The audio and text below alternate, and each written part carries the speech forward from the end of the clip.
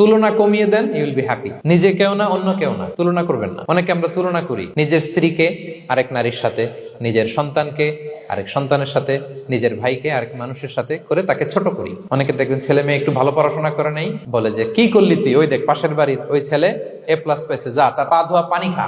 Common কথা, এটার একটা ভালো ব্র্যান্ডিং করা যেতে পারে, মানে A+ পাওয়া ছেলেদের পা ধোয়া পানি এরকম মিনারেল ওয়াটারের বোতলের মতো বিক্রি করলে ভালো ব্যবসা হবে। কি বলেন? এটা হচ্ছে আমাদের মুরব্বীরা, টিপিক্যাল মা বাবারা এটা বলেন, ভুল করেন, ওনারা বুঝেন না। কখনো কম্পেয়ার করবেন, এটা করে আপনার ছেলের মনোবল আপনি আগেই ভেঙে দিচ্ছেন। আপনি দায়ী আপনার ছেলে কিছু না পারার কারণে। আপনি সাহস দেন নিজে, পাশে থাকেন নিজে। A+ যারা পাইছে পা ধোয়া পানি খেতে বলছেন যে, এজন্য ওকে, ওই ছেলেকে আল্লাহ A+ পাওয়ার জন্য বানাইছে, আল্লাহ ওকে ওই মেধা দিচ্ছে, কিন্তু আপনার ছেলেরা আবার আল্লাহ তাআলা অন্যদিকে মেধা বাড়ায় দিচ্ছে।